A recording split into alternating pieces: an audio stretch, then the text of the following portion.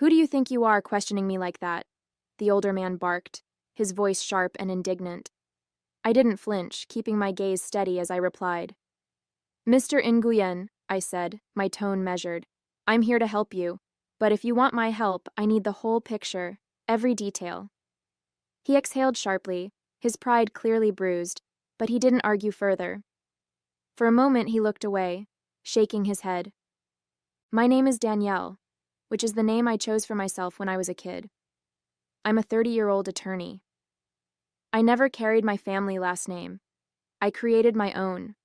I built my career on resilience, channeling the pain of my past into a drive to succeed. When I was 6 years old, my parents abandoned me at an orphanage, leaving me to piece together a life without them. They walked away without a second glance, leaving me to wonder what I had done wrong, why I wasn't enough. Now, decades later, the very people who discarded me are sitting in my office, begging for legal counsel, and they have no idea who I am. I was 6 years old the last time I saw them. My mom had dressed me in my nicest outfit that morning, a yellow dress with little white daisies, and told me we were going somewhere special. I remember holding her hand tightly as we walked into the orphanage, the bright sunlight outside contrasting with the dimly lit hallways inside. The air smelled of cleaning supplies and something else I couldn't place, something cold, like emptiness. She knelt down in front of me, brushing a strand of hair from my face. You'll love it here, she said, her voice soft but hollow. They'll take such good care of you. I didn't understand what she meant. When are you coming back? I asked, my small hands clutching hers. She hesitated, her eyes darting away before she forced a smile. Soon, sweetheart. Be good, okay? I didn't cry as she walked away. I just stood there, staring at the door, waiting for it to swing open again. But it didn't. Hours passed, and then days, before I realized she wasn't coming back. That was the day I learned what it meant to be alone. The orphanage became my world, a place where I quickly learned that survival meant toughness. I stopped asking why my parents didn't come back. The other kids didn't want to hear it, and the caretakers didn't have answers. Instead, I focused on what I could control, my studies. Books became my escape, a place where I could lose myself in stories far from the sterile walls of the orphanage. I promised myself I'd be better, smarter, stronger than anyone who thought I wasn't worth keeping. But the nights were the hardest. Alone in my bunk, I'd stare at the ceiling, wondering what I had done to make them leave me. Did I cry too much? Was I not helpful enough? Every question became a fuel for the fire inside me, a fire that burned to prove, even if only to myself, that I was enough. I would show them. Somehow, some way, I would show the world that I wasn't the useless girl they thought I was. It wasn't until years later that I learned the truth about why they left me there. The orphanage director, a kind but overworked woman named Mrs. Patel, had pulled me aside when I was about 10. She'd been there the day my parents dropped me off, and she'd always seemed to feel sorry for me in a way I didn't fully understand. Danielle, she said gently, sitting me down in her small, cluttered office. You're old enough now to know why your parents brought you here. Her voice was kind, but her words hit like a knife. Your parents. They came from a very traditional background. When your little brother was born, they believed it was their duty to focus all their attention and resources on him, as the family's heir. I stared at her, the words sinking in like stones. But I'm their daughter, I said, my voice trembling. Why didn't they want me too? Mrs. Patel sighed, her eyes filled with sympathy. It's not about what you did or didn't do, Danielle. It's about them and their beliefs. It's wrong, so very wrong. But they thought they were doing what was expected of them. That night, as I lay in bed, the reality of their rejection hit me in full force. They hadn't left me because of anything I did. They left me because of who I was, a girl who to them wasn't worth keeping. After that conversation, something in me shifted.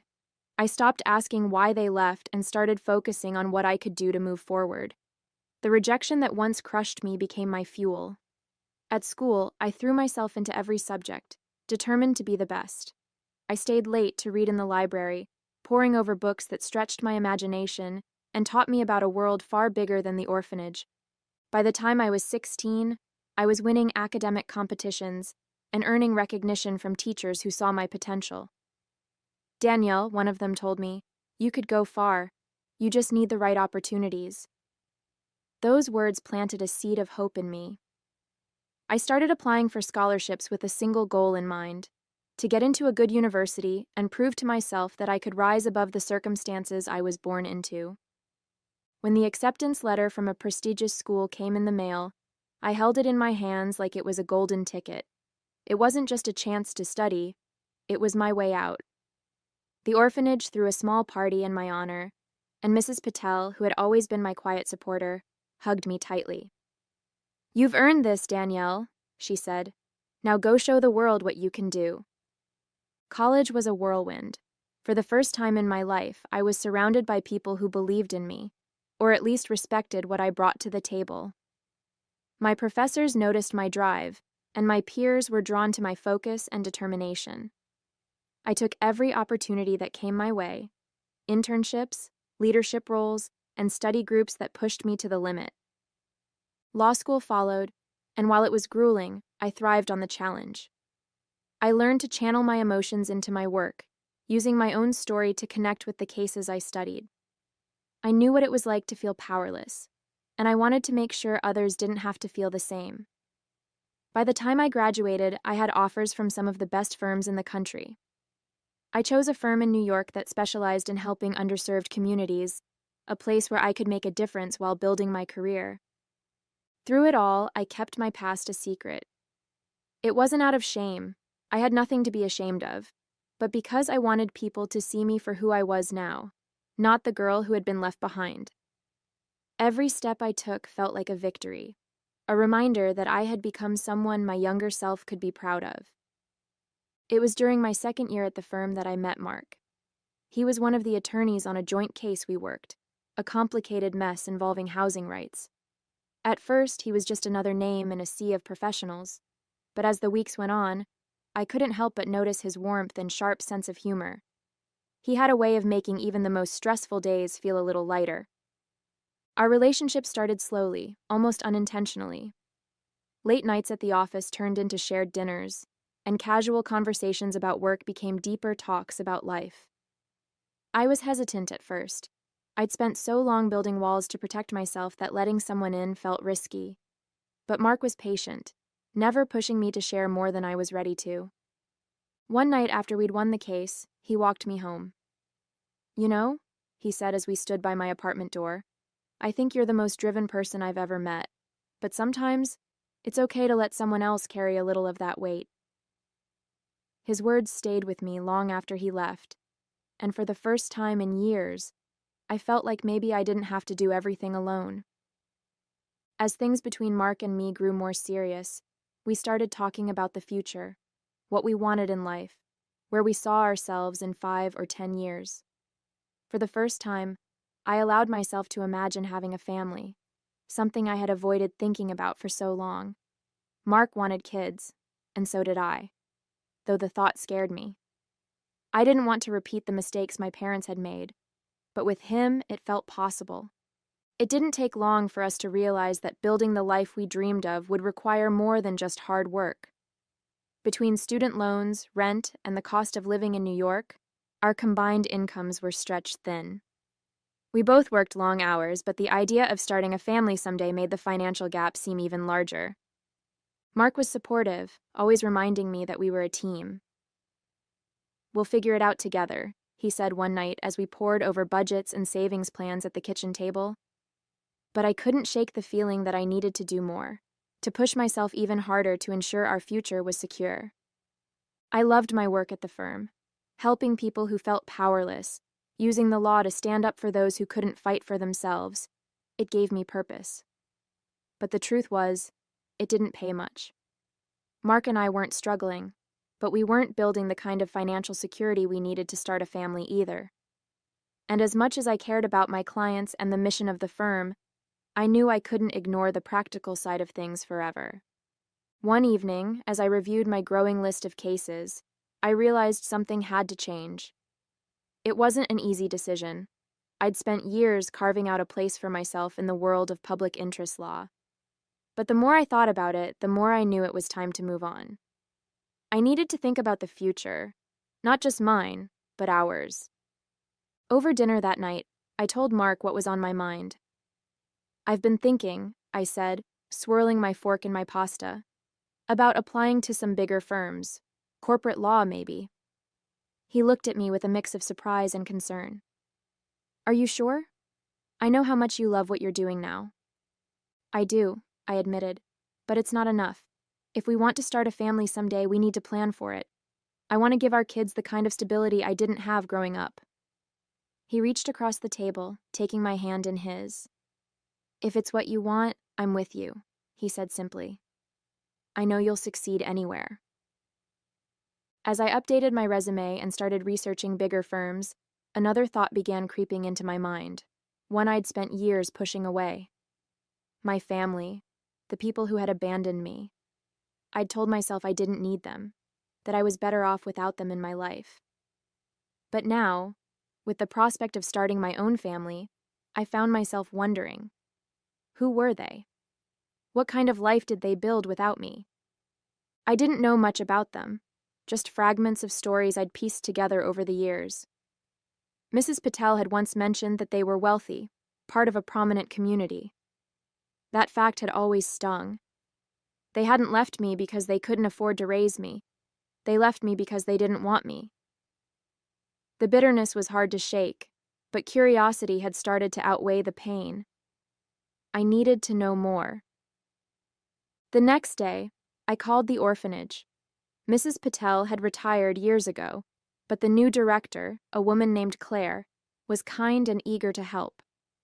"We still have some of your records," she said. "Why don't you come by? Maybe we can talk about what you're looking for." I agreed, my stomach tightening as I hung up the phone. I wasn't sure what I'd find, but I knew I had to take the first step. A few days later, I found myself walking through the familiar gates of the orphanage. It had been years since I'd last been there, but the sight of the weathered brick walls and the faint sound of children playing in the distance brought back a flood of memories. Claire, the director, greeted me warmly, her kind smile putting me at ease. "Come on in, Danielle," she said, leading me to her office.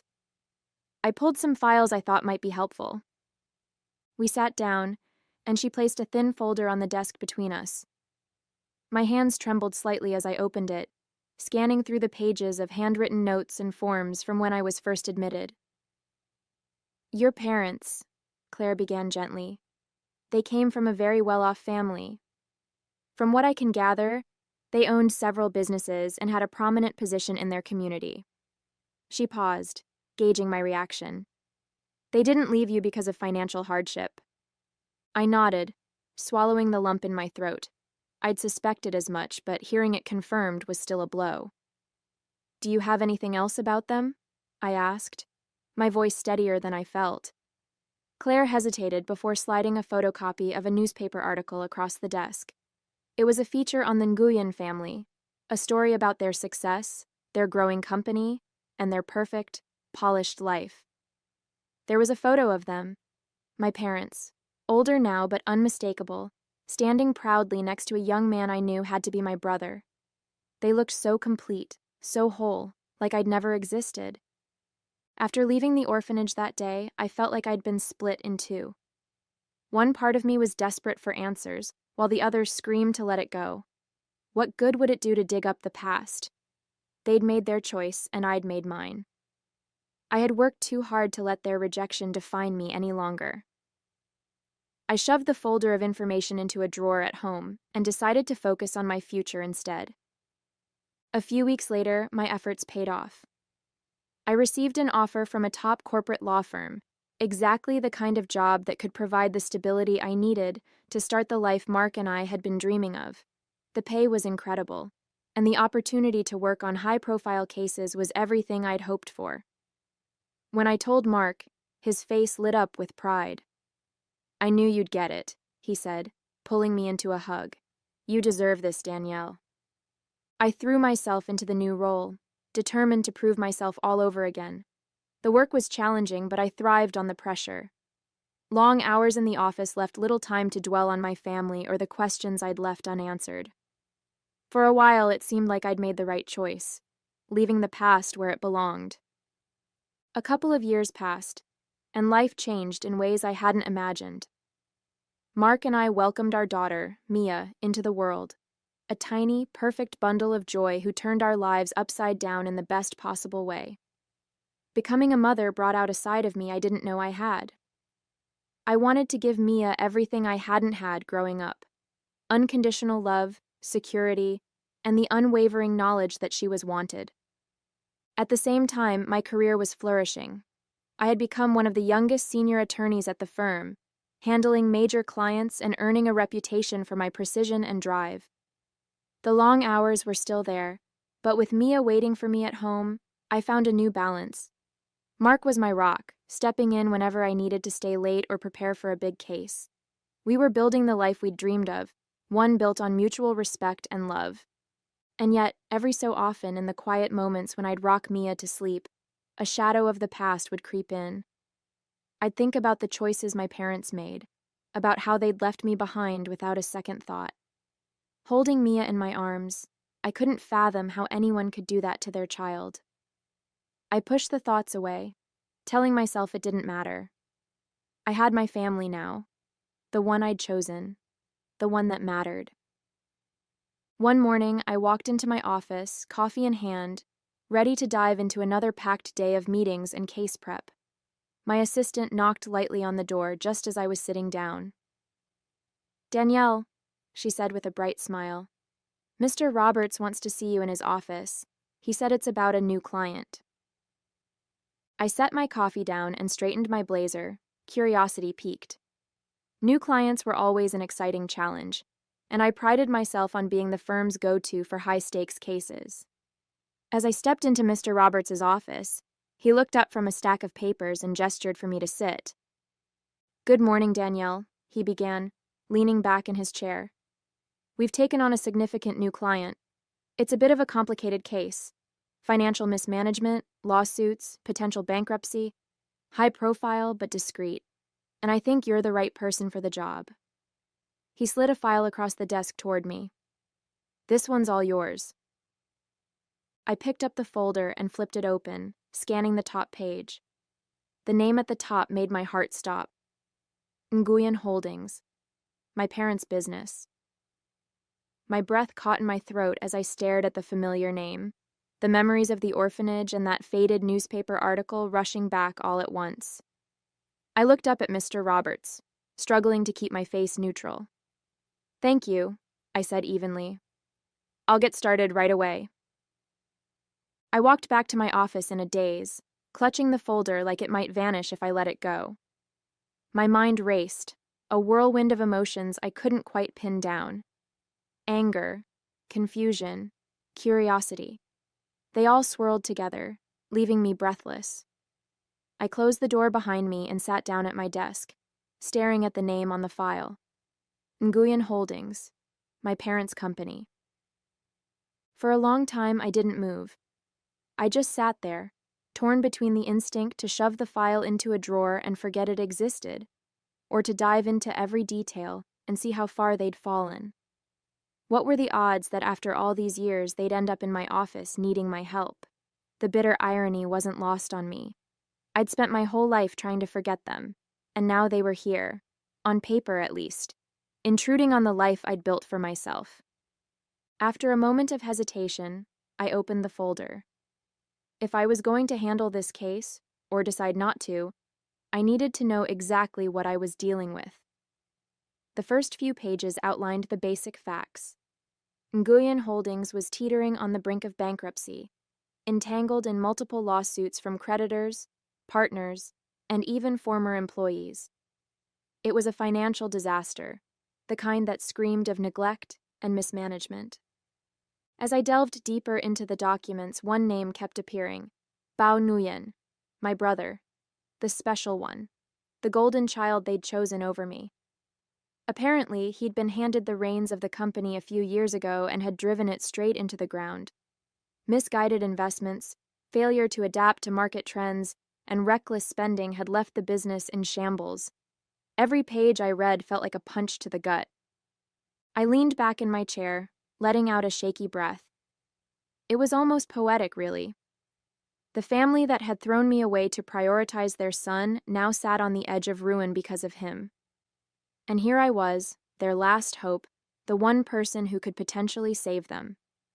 The irony was as sharp as a blade, cutting through the whirlwind of emotions swirling inside me. That evening, I walked through the door, still holding the folder like it might slip through my fingers. Mark was in the kitchen, bouncing Mia on his hip while stirring a pot on the stove. The smell of dinner should have been comforting, but I felt too unsettled to notice. "You're home early," he said with a warm smile, glancing at me. "Everything okay?" I hesitated, placing the folder on the counter. "Not really," I admitted. "There's something big I need to tell you." He immediately set Mia down in her playpen and turned to face me, concern etched on his face. "What's going on?" I took a deep breath and told him everything: the new client, the name on the file, and the history I'd spent so many years trying to leave behind. As I spoke, his expression shifted from surprise to disbelief and finally to understanding. "So, let me get this straight," he said, his voice calm but deliberate. "The family who abandoned you is now sitting in financial ruin, and their survival depends on you?" "Pretty much," I said, crossing my arms and leaning against the counter. "It's surreal, isn't it?" Mark shook his head, his brow furrowed. "What are you going to do? Are you even considering taking the case?" I sighed, running a hand through my hair. "I don't know yet," I admitted, "but I can't just ignore it. I think I need to meet with them, see what they're like now. Maybe it'll help me figure out what to do." Mark nodded slowly, leaning against the counter across from me. "That's fair. You've always been the kind of person who faces things head-on. Just promise me one thing." "What's that?" I asked, meeting his steady gaze. "Do what's best for you," he said. "Not for them, not for anyone else. You don't owe them anything, Danielle. If you decide to take this case, it has to be on your terms." His words hit me hard, but I nodded. "I'll keep that in mind," I said quietly. "The meeting's tomorrow. After that, I'll decide." Mark walked over and pulled me into a hug, his arms a steady anchor against the storm of emotions swirling inside me. "No matter what you choose," he murmured, "I've got your back." The next morning, I sat at my desk, staring at the phone for what felt like an eternity. My assistant had already reached out to Nguyen Holdings to arrange the meeting, and they'd agreed almost immediately. Now all that was left was to confirm the time. I took a deep breath, picked up the receiver, and dialed. A woman's voice answered on the other end. "Nguyen Holdings, how may I direct your call?" "This is Danielle from Cross & Roberts," I said, keeping my tone professional. "I'd like to confirm the meeting scheduled for tomorrow with Mr. Nguyen."